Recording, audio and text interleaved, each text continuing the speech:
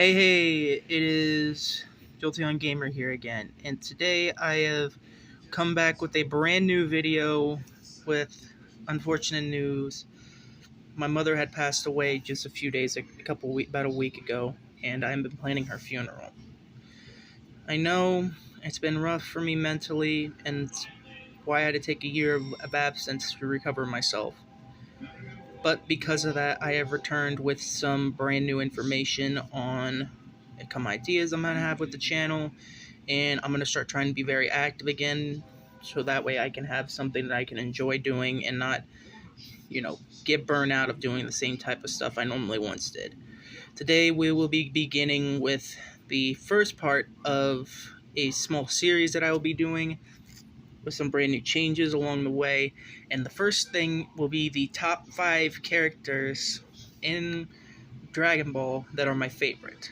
These will, of course, be with a lot of non-canon people. There'll be a couple canon people that I really like, but majority of them, they're going to be considered non-canon to the main Dragon Ball timeline. It'll be a bit confusing to how the list will go, but once I say the first couple of ones, you'll understand the list once you get to it. So we will be right back with the beginning, and as we start with number 5. So number 5 is Gogeta. You see, Gogeta to me was always a character that I really liked, and when I first ever watched, my first Dragon Ball thing I ever watched was the Dragon Ball movie when he came around. And when I first started watching it, I fell in love with it, and the music is obviously one of my favorite things I've ever really listened to. I mean, I still listen to his music, his theme religiously off and on for most of the times when I'm busy trying to come up with new ideas for the YouTube channel. He's always one of my favorite characters in the Dragon Ball universe.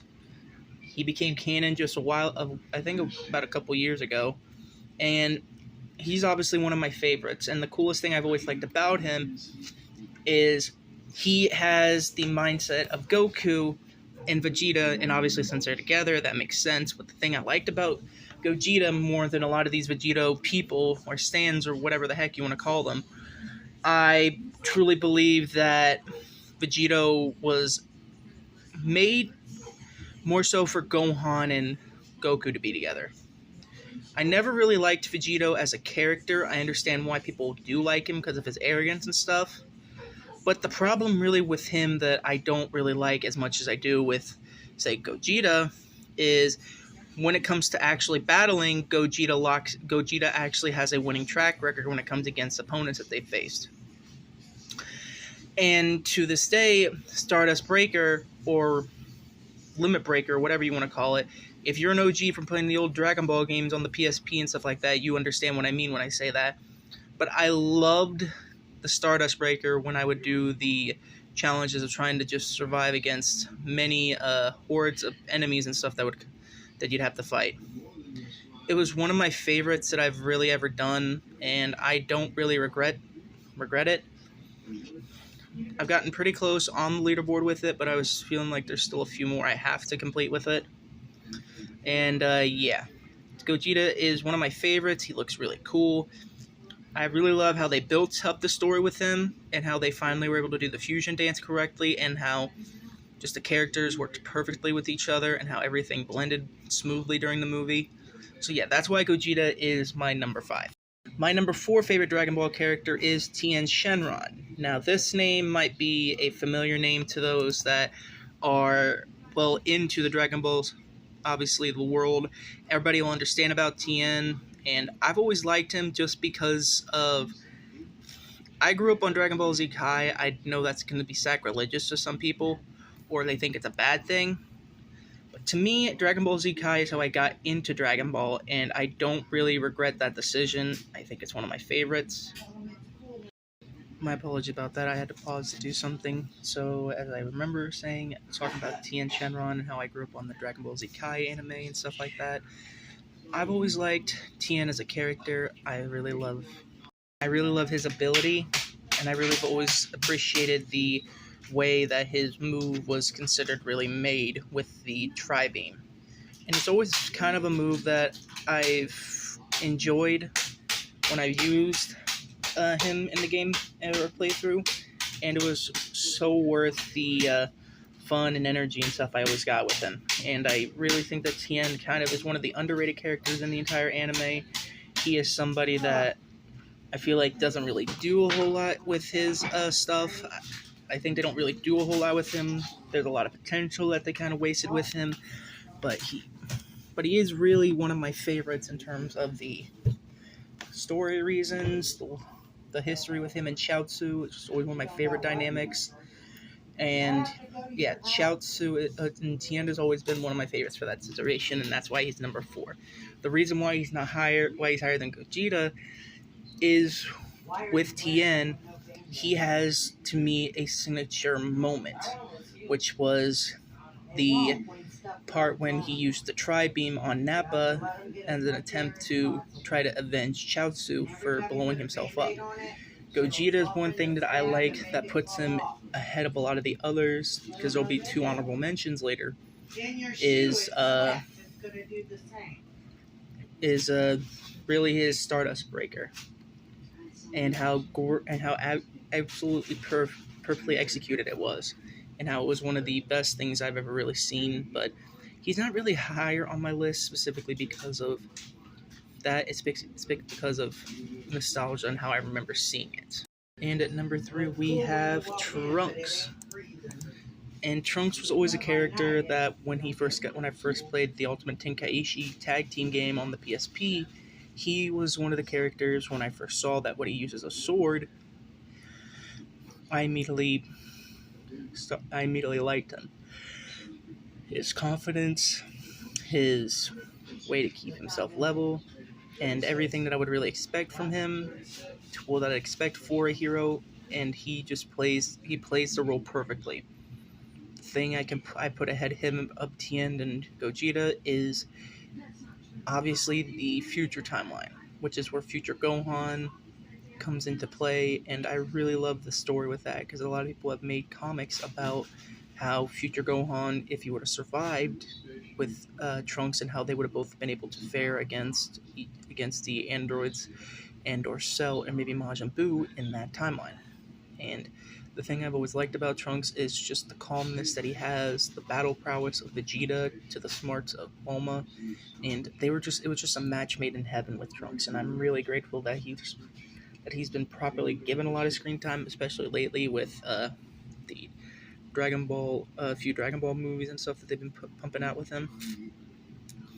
But he's not going to be higher than he's not in my top 2, because we only see just a very small window of the future Trunks. And I like specifically future Trunks more than I like Kid Trunks and the rest of them, because Kid Trunks and Teen Trunks, they just really don't. Phone number for PJ Beauty College in Muncie. Just to me, both of them they don't really scream. They just scream like just yet another warrior thrown in the background. Future Trunks had a reason for himself. He had motive. He had a lot of stuff that makes him feel human. And it's something I truly think that with the other Trunks that they kind of lack with time. And that is why he's number 3 and he's not higher up on my list. Number 2 is Android 17. Now, Android 17, I know there's going to be a lot of explanations asked for 17. And if anybody comments 18, I swear to God, you're going to hear a lot of rants from me. 17 was always one of my more favorites because I've always liked the attire that he was given in the anime. And I've always really liked the idea of him trying to fight Cell, but obviously when he gets absorbed into Kai, it shocked me because I kind of grew on to 17 after I learned about his past and how his sister and his sister and himself got taken away as kids by Dr. Gero, which is one of the saddest things I know, and it just really hurts me mentally. It really just hurts knowing what could have happened with him. And the reason why he's second and not number one is obviously I got hooked. The reason why he's higher than a lot of the other ones, I love his. I'm a big sucker for a good background. I'm a sucker for a character that has a lot of depth to them. I like a character that has a lot of detail. It makes me have to think about it, come up with theories and ideas to make the character be understanding in the mindset. And it's truly one of the great reasons why I've always liked 17 and not 18, because 18's obviously had her time to shine with Krillin and obviously with the rest of it. With 17, he learns to appreciate nature and treat it like how 16 did, which is something that I've always appreciated with the later adaptations of 17. Giving him an opportunity to do something that he knows a friend of his would love done, and make him feel, just a little more human after his life was taken away for mistakes that they made when they were kids. Because when you're kids, you don't know better. And while I would have some honorable mentions, but the only real one I would remotely mention to talk any bit about would be Raditz, because I've always felt like Raditz was overlooked and kind of just, there for the lore of, oh, you're saying Goku, and we gotta move, and they're just moving that timeline forward. I always felt like that he was thrown away because he had such potential to fix, the wrongs of his ways, and he was killed off for, granted I understand for reasons, but at the same time it makes me, wonder what would have happened if Raditz had actually been spared. Of course, with the times, with everything is changing, with him and some of the other Xenoverse, with some of the Dragon Ball games, he was always one of the weakest. But I always liked his some of his moves that he used, and specifically in Xenoverse 2 with Weekend and Double Sunday. Always one of my favorite moves in the game, and it's something I've actually used religiously when I did reruns of the game. It was always a decision I liked making. I don't really regret when I made the decision, and I always felt like with Raditz that he could have had so much more, but because of that, I can't have him anywhere on the list other than being an honorable mention. And of course, my number one favorite character in Dragon Ball history is Bardock. Now, if any of you know about the history of Bardock, then congratulations, you feel you're about as old as I am. Bardock was always a character that I got interested in. I loved his lore. I felt like that that while he died trying to change the future, he only made the future become the story today for his decision. His choice to go and fight Frieza to try and reclaim what he lost. His whole goal was to try to give his family a better life and make them feel as important as they were. Which is why I always felt like Bardock kind of gotten overshadowed, and grateful he did get a little bit of shine in some of the other mangas and a couple of the movies or shows and stuff like that. A part of me makes me have always had a good what-if scenario. And I've seen a few what-if scenarios, but I've never really fully went into detail with it. But the biggest one I've always thought about is, what if Bardock had survived the explosion of Vegeta? Where would he have gone to? What planet would he have gone to? And another question that kind of goes with it, where would he be now in the timeline? I don't know if he would be looking for Goku. I feel like he probably would have looked for him.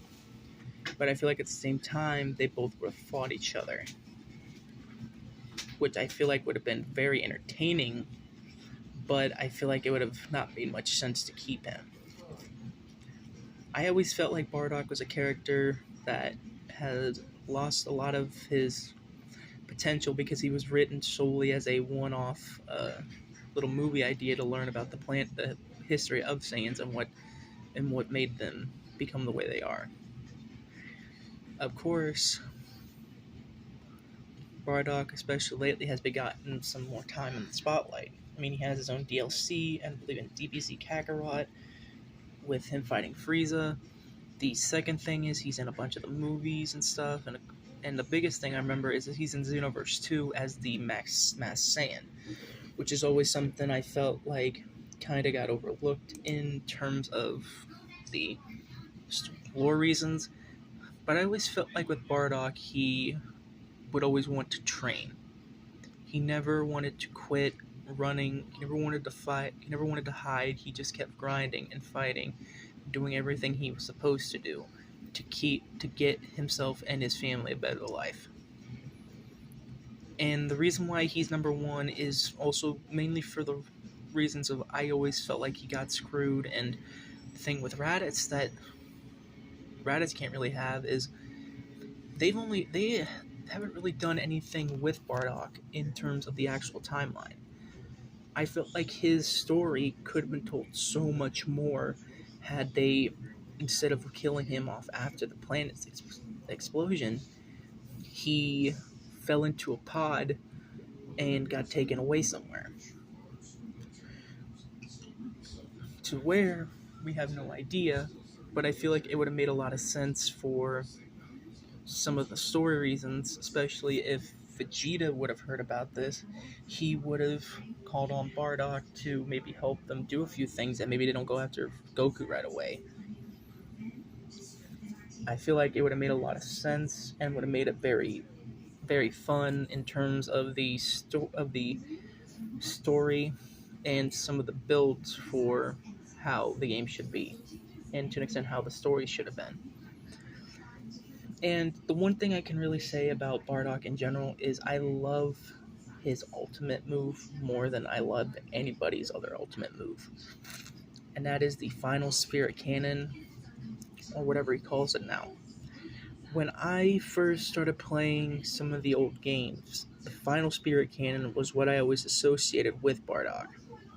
It is always one of my favorites that I've ever seen him use. It is always something that's been stuck in my brain. It's been ingrained in there. And I am truly grateful for it. My only one gripe that I've constantly had about him, that I feel like gets constantly overlooked, is the fact that not many people really were interested in his lore. They didn't really care about Bardock and trying to get him some more screen time or get him to make an opportunity to get more notice like Goku did. Someday I like to imagine in my head that Bardock is able to meet his grandson and learn how to cherish and be a grandfather, especially since he's always going to be prideful of his family and always been the most calm out of the bunch. Maybe someday we'll get to see that moment. We'll finally get to see the moment of Bardock and Goku and Gohan and Goten to be able to see each other and have it be actually canon. But what do you think, guys, of my top 5 favorite Dragon Ball characters list? If you guys like the video, leave a like, comment, subscribe, and if any of you have any questions about this type of stuff, feel free to put it in the comments down below. I always felt like with this type of stuff, I should start with stuff that I always liked, and maybe over time I can start expanding my horizons, because I'm going to start trying to record again and get more active. Especially since I have nothing now to hold me back. I've got a lot of stuff that I can do, and I'm not going to let anything stop me. Not this time, not anymore. So I will see you guys in the next video, and hopefully by the time you're watching this, we should have my mom buried and everything sorted, which by the time that this is done, I will be getting the opportunity to stay at my friend's house for a few days, and then once that's done, we will be getting the grind of getting back into more YouTubing and more of how to handle my business and how to get more chances to do stuff. But I will see you guys in the next video. Peace out, and hopefully this doesn't shock you with my top 5 lists. See you guys later. Bye.